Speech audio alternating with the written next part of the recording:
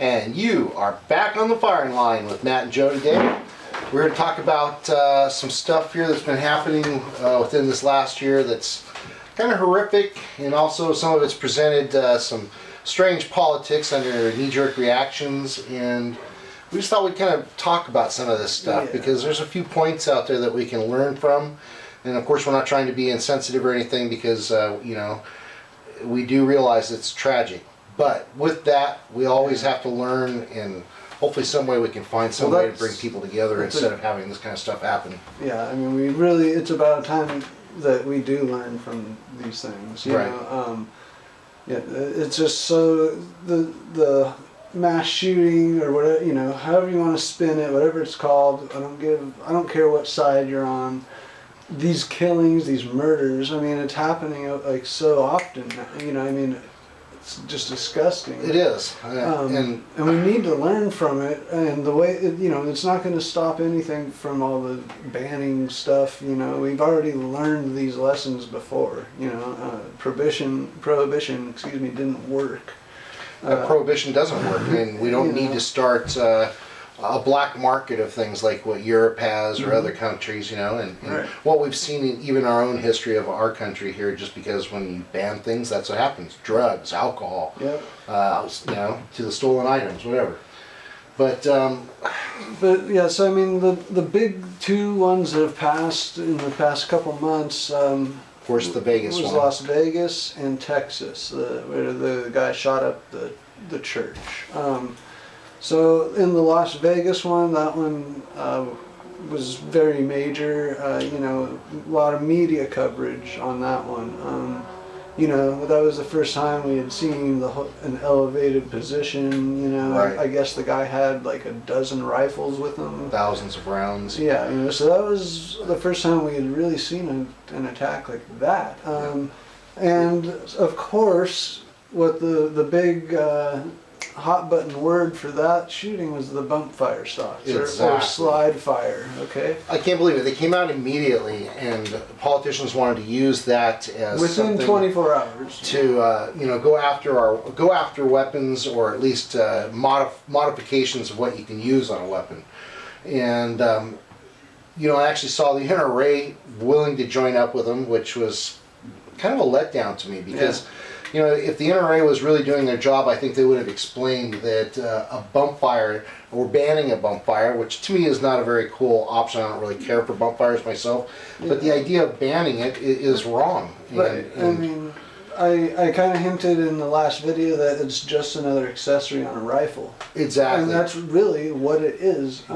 People think that it makes a weapon go fully automatic, which means when you pull that trigger, it's going to go until it's out of ammunition or whatnot. But that's not what it does. And yeah, and whether people want to hear the truth or not, you can bump fire any long gun. Without the accessory. The accessory only made it easier. Yeah, the accessory allowed you to put it to your shoulder and slightly aim the firearm. But I mean, people have been bump firing guns since the very first semi. My grandpa told me about bump firing M1 Grands. I've bump fired SKSs when I was a kid. Yeah. It's not that hard to do. All you're doing is pushing and pulling at the same time. I mean, and that's without adding that accessory. Yes, and so the accessory is just that. I mean, to me, it would have, you know, it doesn't matter that he used that. It didn't do any more damage. There was no extra carnage that happened because of the slide fire. No, and thank God that wouldn't have happened if somebody didn't have a semi-automatic gun or a fully automatic, whatever. So there was no advantage to the guy. So why ban that? You know, I mean, I understand the knee-jerk reaction. And then seeing the NRA wanting to join forces, at least that's what I thought I saw some articles that said that. Well, you know? Yeah, and there was a whole lot going around with it too at the time with the NRA.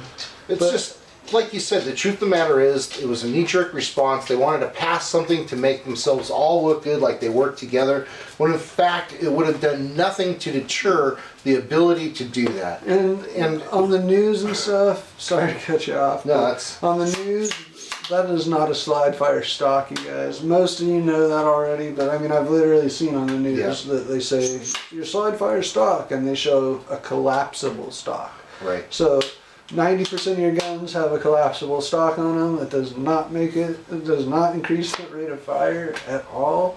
You know, so we just wanted to address the, you know, hey, it could have been a guy with a bolt gun, and the numbers could have been identical. Well, and okay, so now that leads us. Let's talk about the Texas shooting for a Yeah. minute too, because the Texas shooting is another. Yeah, thing that kind of had a different outcome. You know, here we have a young man that attacks people in a church and then walks through it and starts shooting them, and then gets out of there and wants to, I don't know what. Thank God there was a good Samaritan in the area that was able to run to his house and retrieve a weapon. Yeah, he got an AR-15. An AR-15, much like this, that he probably used for hunting or self-defense, and was able to stop a menace in his community that could have spread even further. Yeah, I mean, he had just shot 20-something people in a church. You think this guy gave a rat's ass about anybody? And the next person that was going to come up to him, he was going to get shot. Right. But yeah, I mean, the Good Samaritan, and there was two Good Samaritans in this case.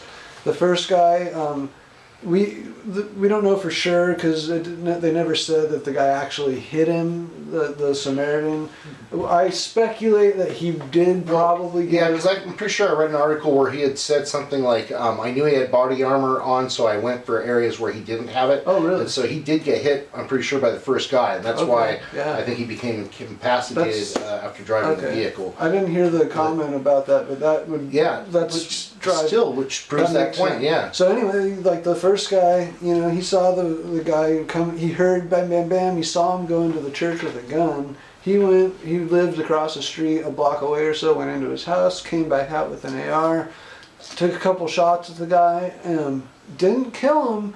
But it was, as soon as these guys don't like resistance, that's why they attacked a church. He dropped the weapon and So ran. as soon as somebody gave him resistance, the guy dropped a gun, got into a car, and then Good Samaritan number 2 comes up in his truck. Both the guys hop in, follow him, and I surmise that the guy probably succumbed to the wound from the gunshot because the car only lasted a few minutes. The chase. So here's a case where the NRA actually has done some good by creating organizations where teachers can become good instructors by not competing with each other, but always trying to further their knowledge in firearms, and that's something that you have in the NRA because you gain different levels of expertise in the NRA and a credit for that. So right, yeah, and all said and that's done, a good part of the organization. with all the negativity that happened with the NRA, with it, when it's all said and done, I still support them.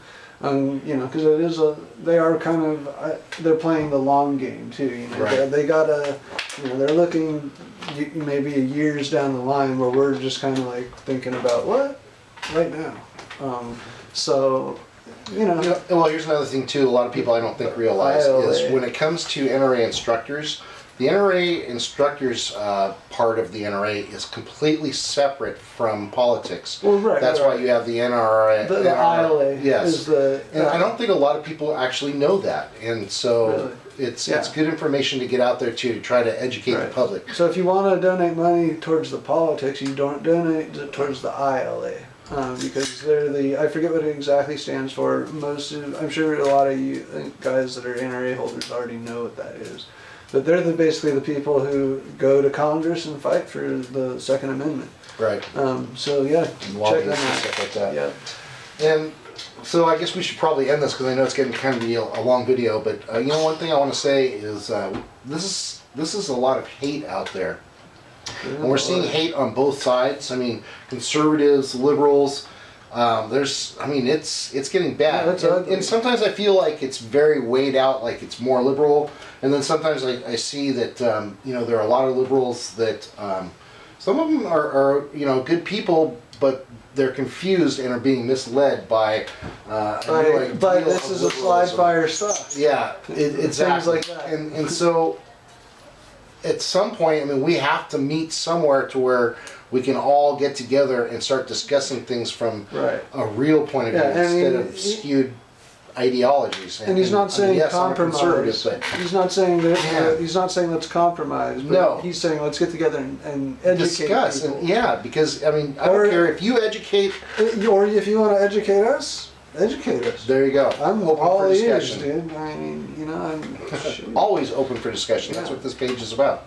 Yep. So speaking of a little bit of education, we're going to get off this subject for now, and we'll be coming at Sorry. you with some videos on malfunctions, basic like rifle pistol malfunctions. Yep, that's something we'd like to talk So, about in the next couple of Yeah, videos. go ahead and comment down below if there's anything with like which malfunction you have the most, stuff like that, or any questions on clearing them. Give us a like, thumbs up. Don't forget to subscribe to On the Firing Line with Matt and Joe. We'll Yep. see you next time. All right.